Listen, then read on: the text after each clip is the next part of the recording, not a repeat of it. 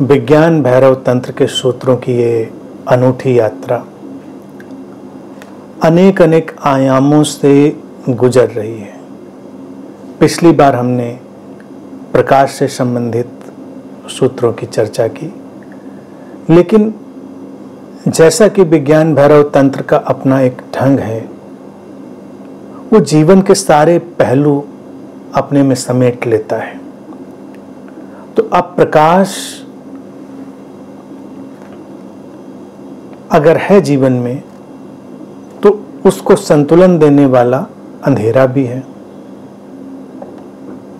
तो आज के सूत्रों में हम उस अंधकार को देखते हैं, समझते हैं और सूत्रों में प्रवेश करते हैं। सूत्र कहता है, in rain during a black night enter that blackness as the form of forms. वर्षा की अंधेरी रात में रूपों के रूप अंधकार में प्रवेश करूं। प्रकाश की यात्रा से चलते चलते अब अंधकार की यात्रा में विज्ञान भैरव तंत्र हमको ले चलता है। पहले था ग्रीष्म ऋतु का खुला आसमान, फिर ग्रीष्म ऋतु भी आ गई, अब वर्षा ऋतु है। यानी कि बाहर के जगत में जो मौसम बदल रहे हैं, स्थितियां बदल रही हैं, उन सबका समावेश किया जाए। विज्ञान भैरव तंत्र अद्वैत दर्शन में इसलिए अनूठा है कि मोनोटोनस नहीं है। जैसे अद्वैत दर्शन में विधियों की या तो चर्चा ही नहीं होगी, विधियों से अलग बात करी जाएगी, वो सब सही है तो सब विधि रहित मामला ही है, तो सब समझ का ही।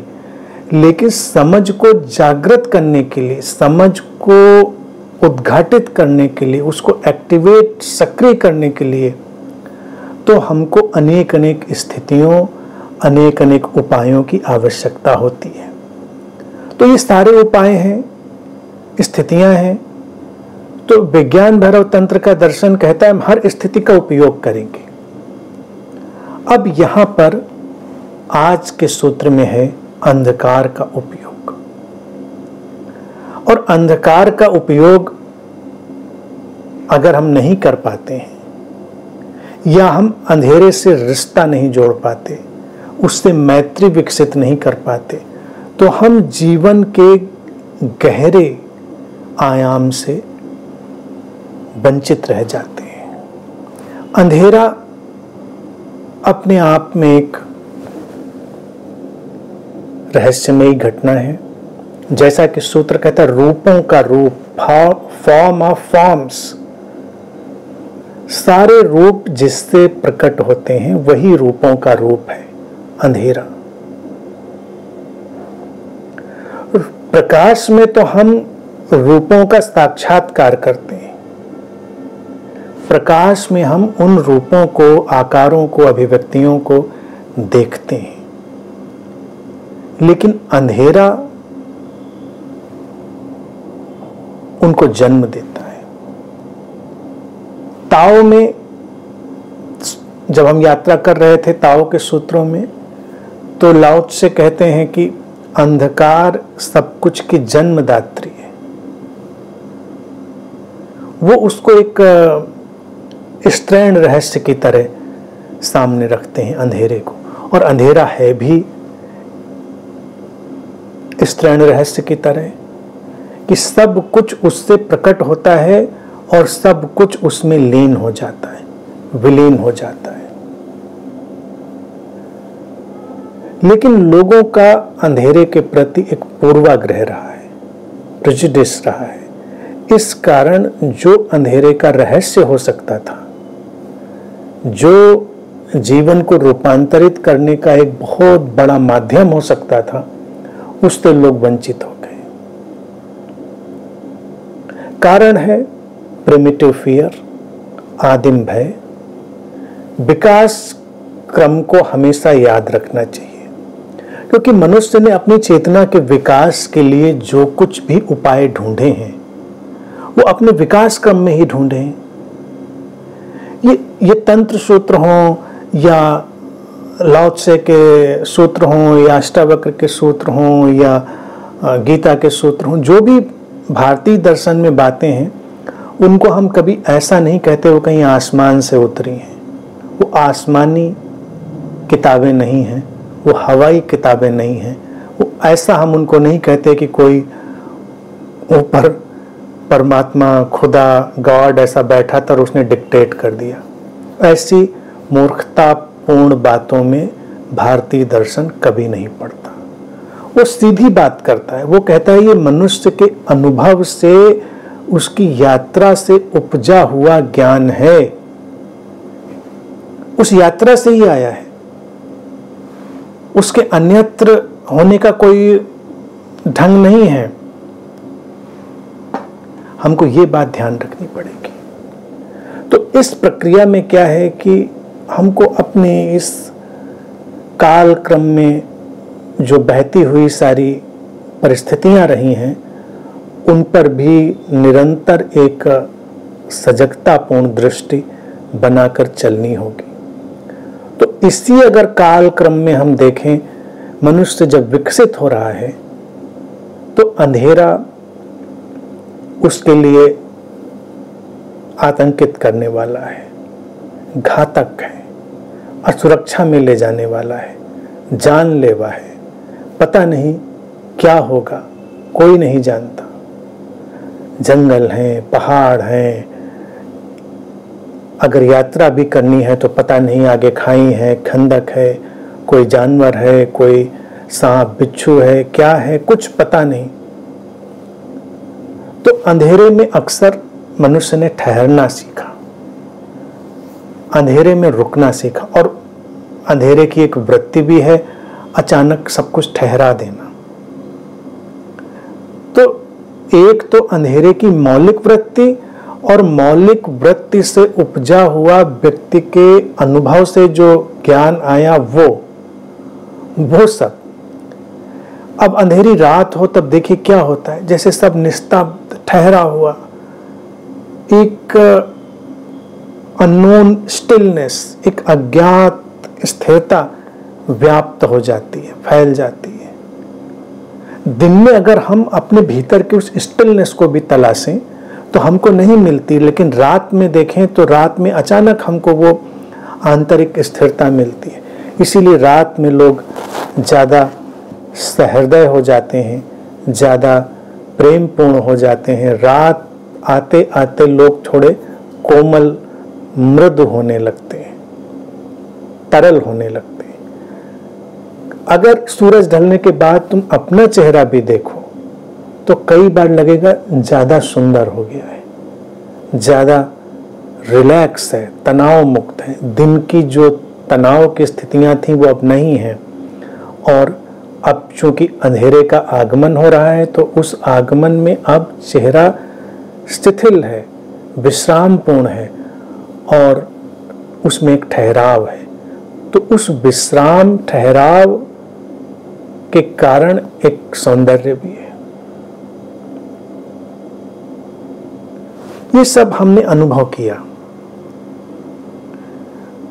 तो अंधेरा एक तरफ तो जो भय लेकर आया था सो तो आया ही था, और ये सारी चीजें हम सीखते चले गए अपने वक्त के साथ। लेकिन क्या हुआ कि वो जो एक बहुत लाखों वर्ष का जो यात्रा क्रम था अंधेरे से भय से गुजरने का, वो हमारे इस कलेक्टिव माइंड में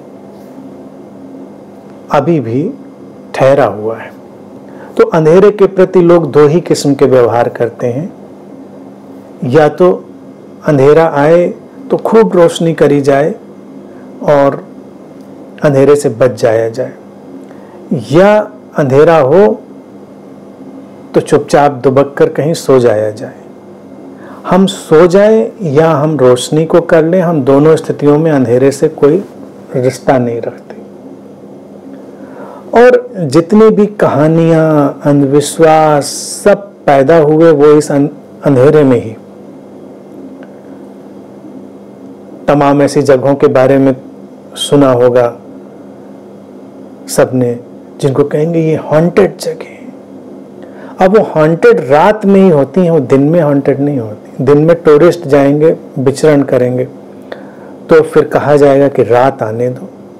और कई जगहों पर लोग ऐसा माहौल बना देते हैं कि रात में यहाँ रुकना अलाउड नहीं है, रात में अनुमति नहीं है, क्योंकि रात में फिर यहाँ पर कुछ ऐसा जगत सक्रिय होता है, ऐसा पैरानॉर्मल सारा वर्ल्ड एक्टिवेट हो जाता है कि बर्दाश्त नहीं होगा। रात में कोई पैरानॉर्मल वर्ल्ड एक्टिव नहीं हो जाता। वो हमारा प्रिमिटिव फियर, कलेक्टिव माइंड में पड़े हुए हमारे सारे प्रिमिटिव एक्सपीरियंसेस, आदिम भय सब जागृत हो जाते हैं। तो रात में हर जगह हमारे लिए हॉन्टेड हो जाती है। हॉन्टेड जगहों को तो जाने दीजिए, अपने घर में भी घुप अंधेरा कर दीजिए तो वहां भी एक कमरे से दूसरे कमरे में जाने में लोग कतराने लगते हैं। अंधेरे में ही लगता है कि कुछ भूत पिशाच प्रेत बैठा हुआ है, कोई कुछ ऐसा डराने वाला बैठा हुआ है।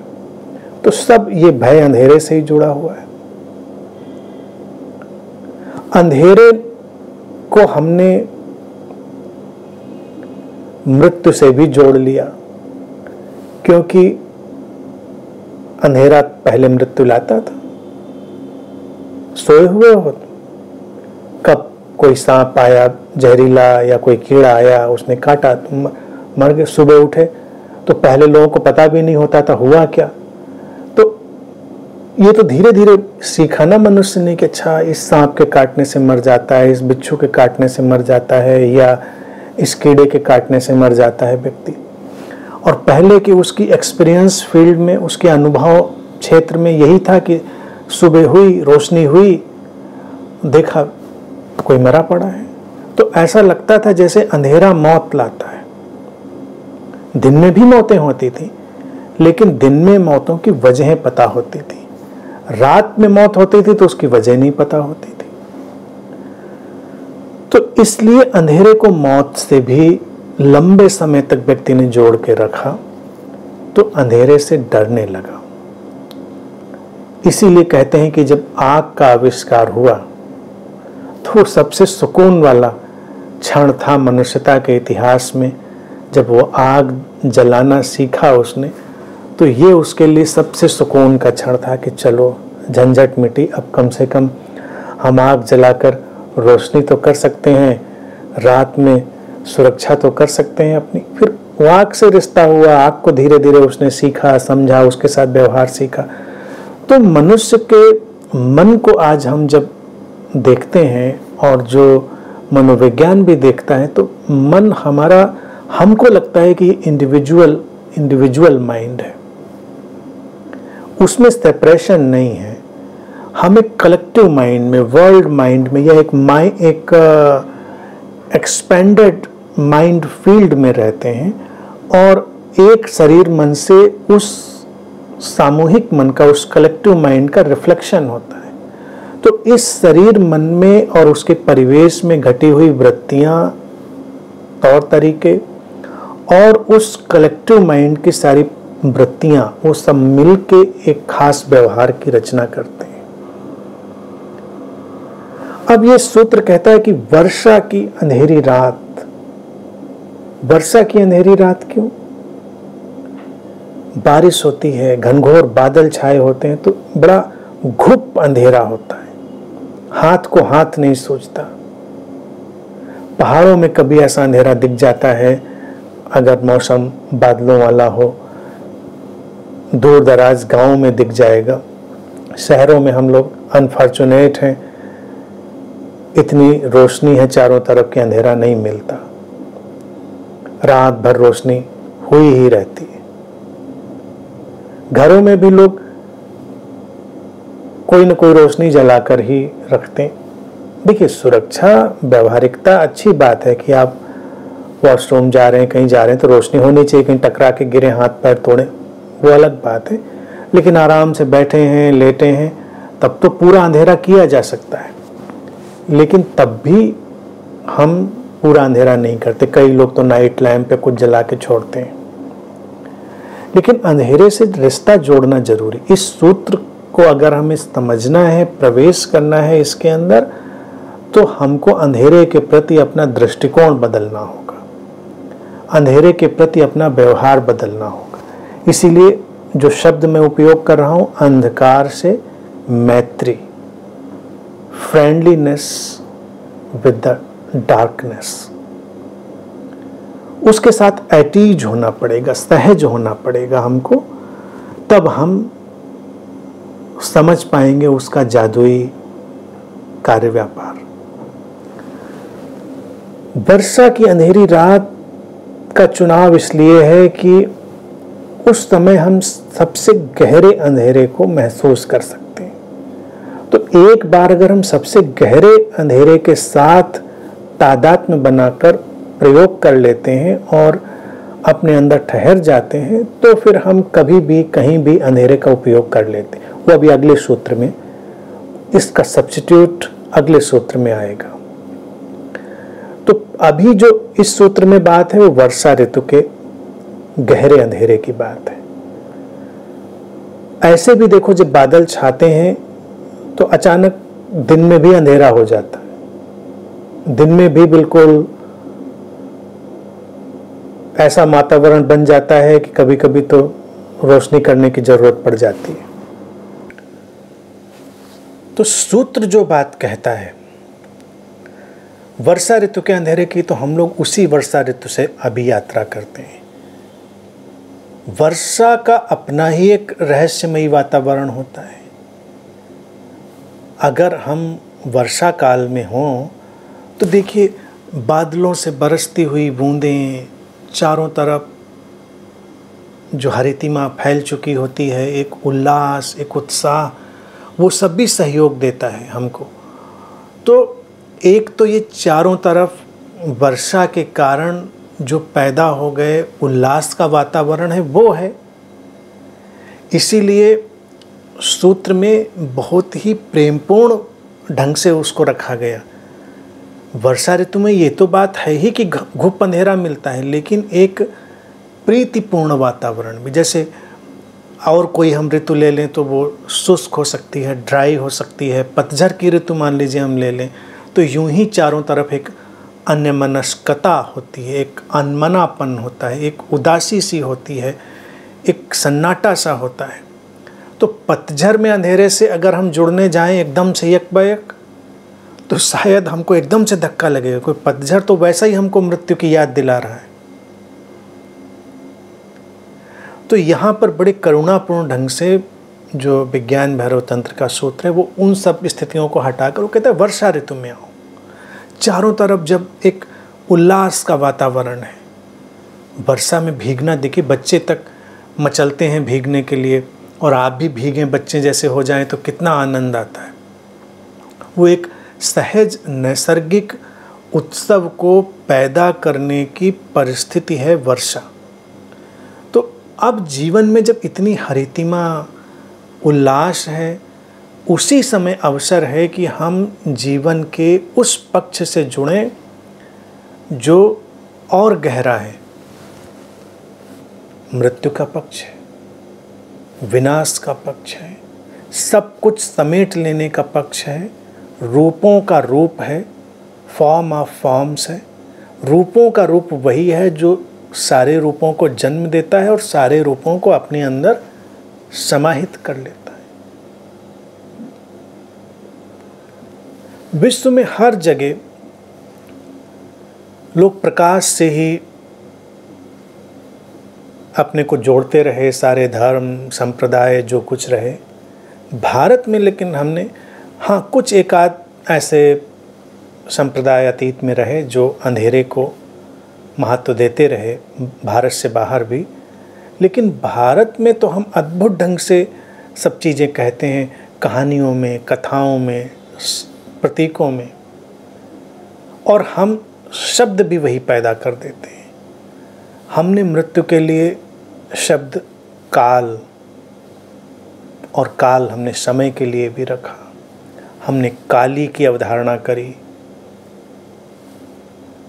अब काली की अवधारणा, काल की अवधारणा, महाकाल की अवधारणा, ये सब अगर हम दृष्टिपात करें तो ये सब इसी अंधेरे से निकली हुई एक काव्यात्मक यात्रा है, एक पोएटिक जर्नी है।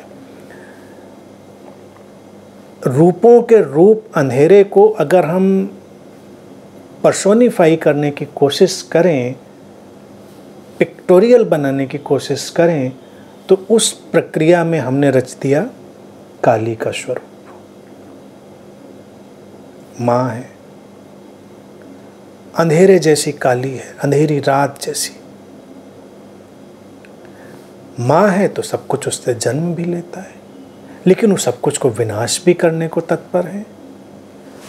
तो कहानियाँ एक तरफ, कहानियों की कोई इंटरप्रिटेशन नहीं करनी चाहिए, वो सबसे एक बेकार का काम हो जाता है। मूल बात में आना चाहिए। तो मूल बात है रूपों का रूप, वो मदरली है, मातृवत है, वहाँ से सब कुछ निकलेगा और रूपों का रूप तो सब कुछ को समाहित भी कर लेगा। इसीलिए उसको भारत में हमने इतने पिच डार्क उससे जोड़ा। हम काली को बिल्कुल अलग रंग में भी बना सकते थे, गोरा भी बना सकते थे, लेकिन नहीं, हमने कहा वो अंधेरी रात जैसी, क्योंकि रात में ही तो सब खो जाता है। अभी अंधेरा आए, सारे रूप, आकार, नाम सब खो गए। अंधेरे में कुछ दिखता नहीं, छोटा बड़ा, सुंदर असुंदर, गोरा काला, सब खो जाते हैं। और यहाँ तक कि बड़ी हैरान करने वाली बात है, कभी इस पर प्रयोग करके देखें।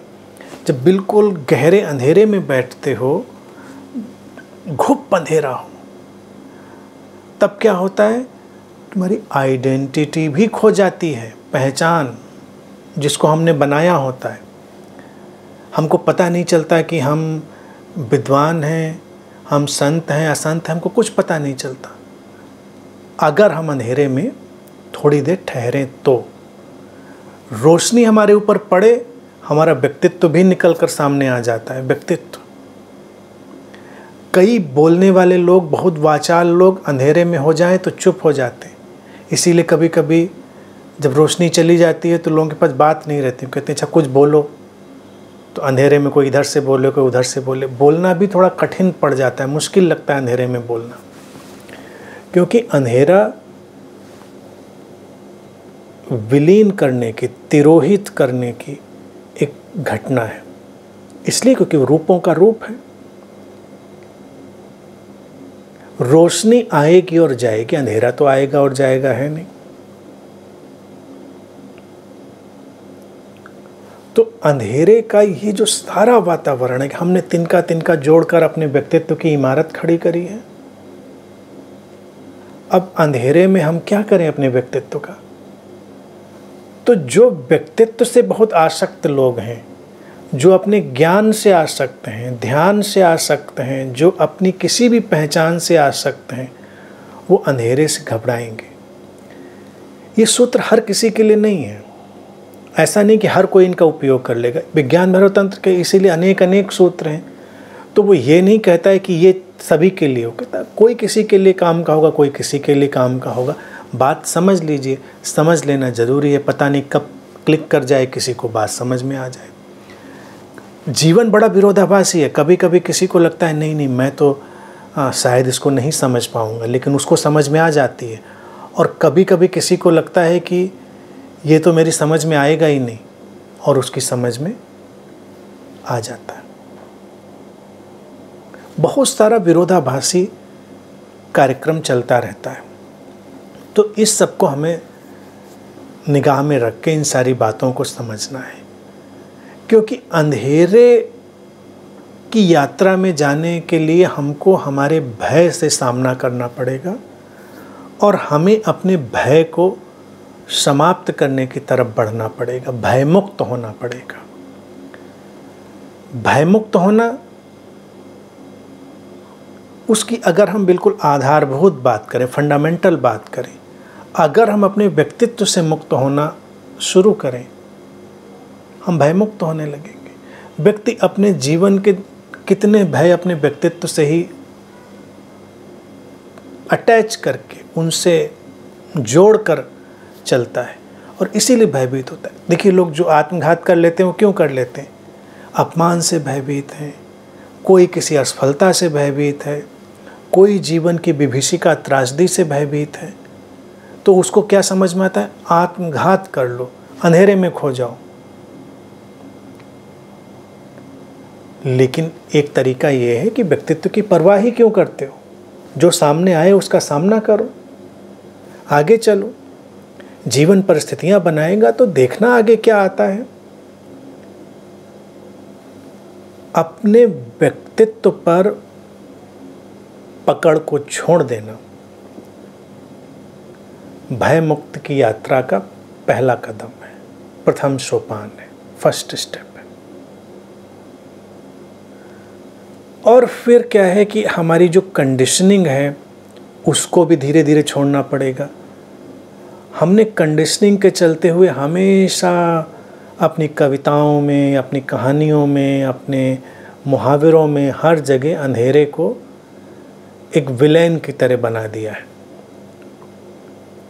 कोई भी खराब बात होगी, अंधेरा छा गया, जिंदगी बिल्कुल अंधेरे में खो गई।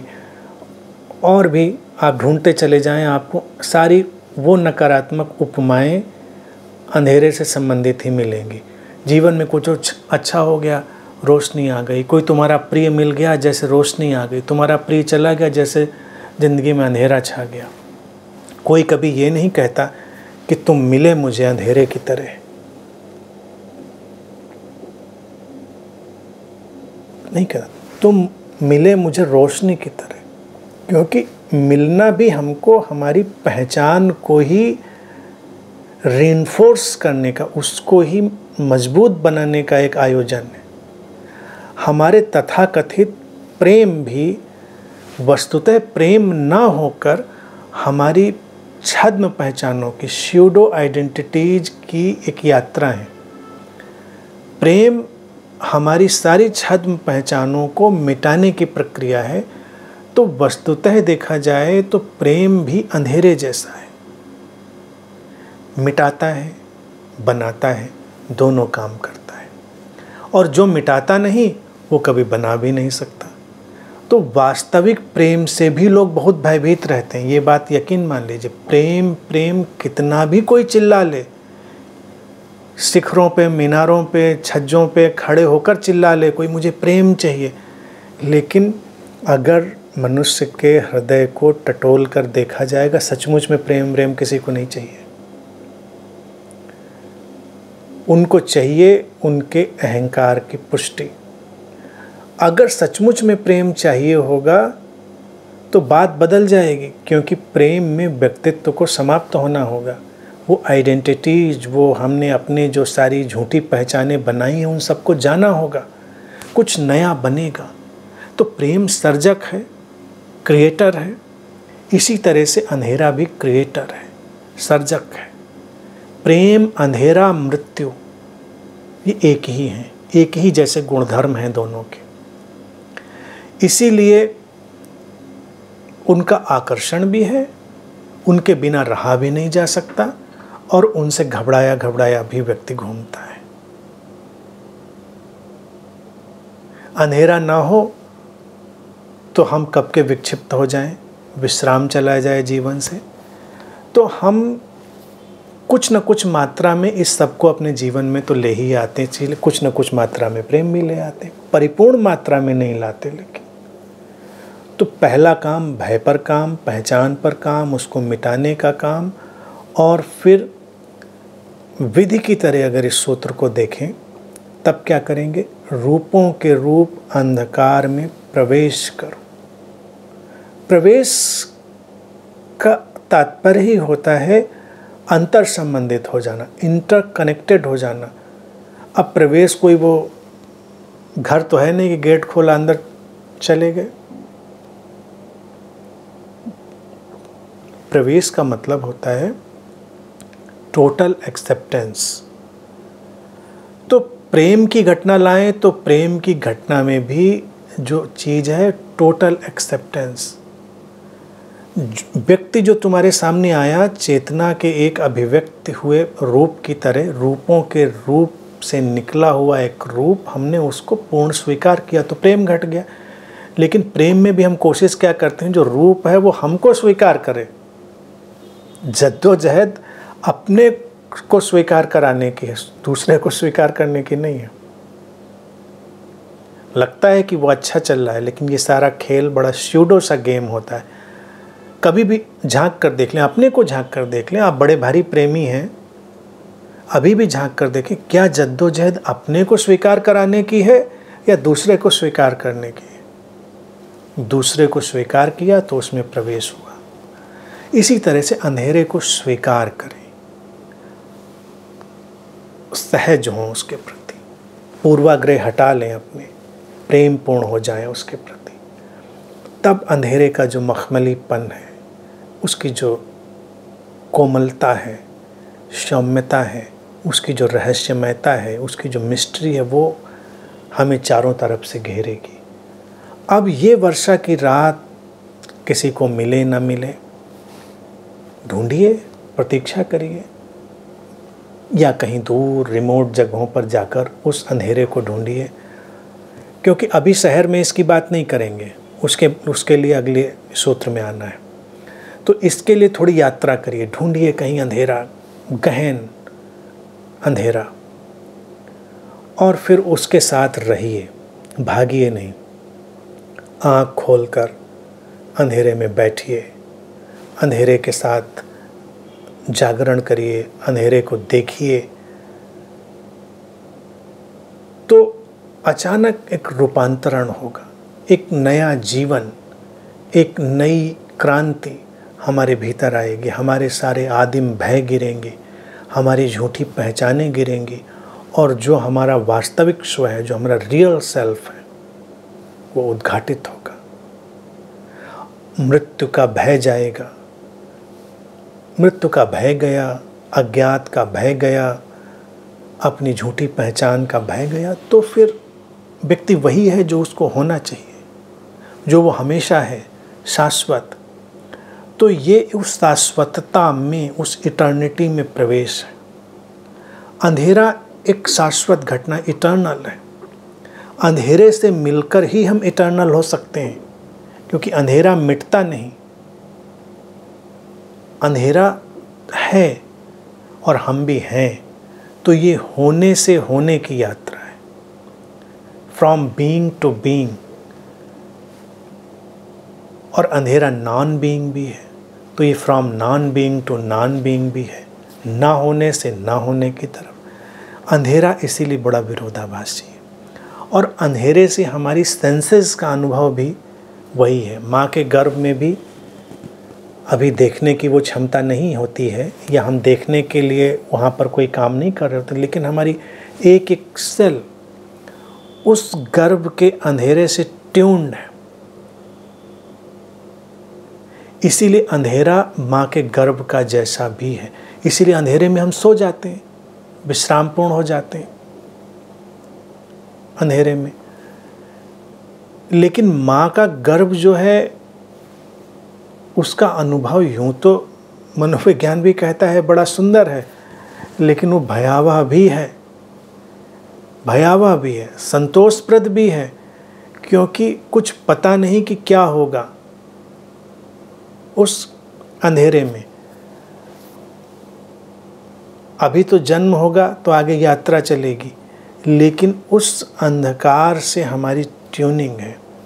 और उस अंधकार में जो हमने सीखा होता है, वो सीखा यही होता है, एक अनब्रोकन ट्रस्ट, अखंडित श्रद्धा जीवन के प्रति। क्योंकि हैं, पोषण मिल रहा है, हम संभाले गए हैं, हम गर्भ के तरल में तैर रहे हैं, कुछ करना नहीं, कुछ लेना देना नहीं।